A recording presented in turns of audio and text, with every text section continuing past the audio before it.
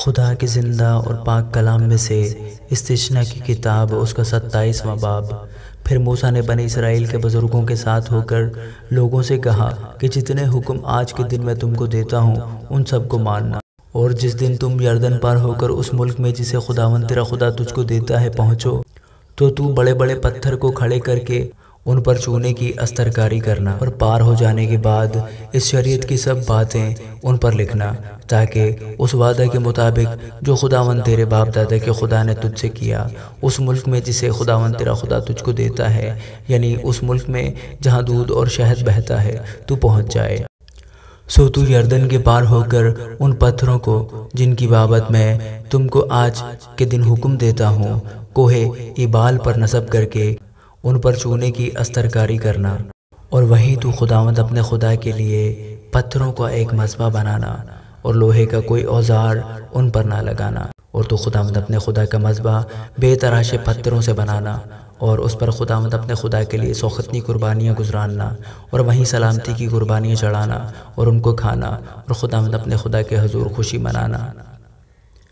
اور ان پتھروں پر اس شریعت کی سب باتیں صاف صاف لکھنا۔ پھر موسیٰ اور لاوی کاہنوں نے سب بنی اسرائیل سے کہا، اے اسرائیل خاموش ہو جا اور سن،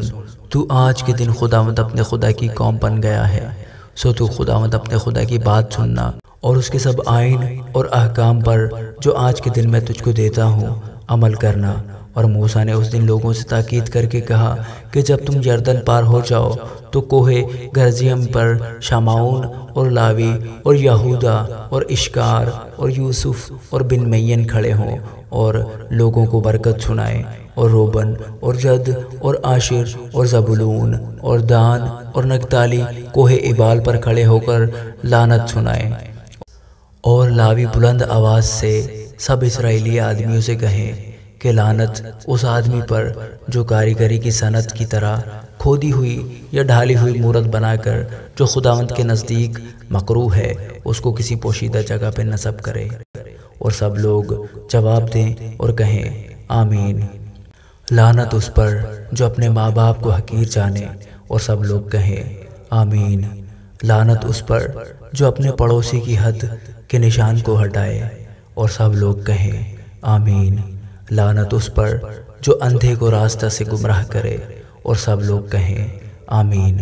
لعنت اس پر جو پردیسی اور یتیم اور بیوہ کے مقدمہ کو بگاڑے، اور سب لوگ کہیں آمین۔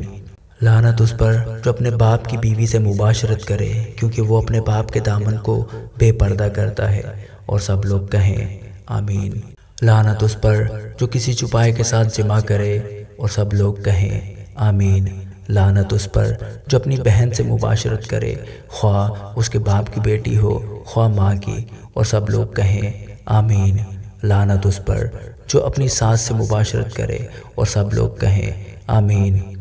لعنت اس پر جو اپنے ہمسایہ کو پوشیدگی میں مارے، اور سب لوگ کہیں آمین۔ لعنت اس پر جو بے گناہ کو قتل کرنے کے لیے انعام لے، اور سب لوگ کہیں آمین۔ لعنت اس پر جو اس شریعت کی باتوں پر عمل کرنے کے لیے ان پر قائم نہ رہے، اور سب لوگ کہیں آمین۔ آمین۔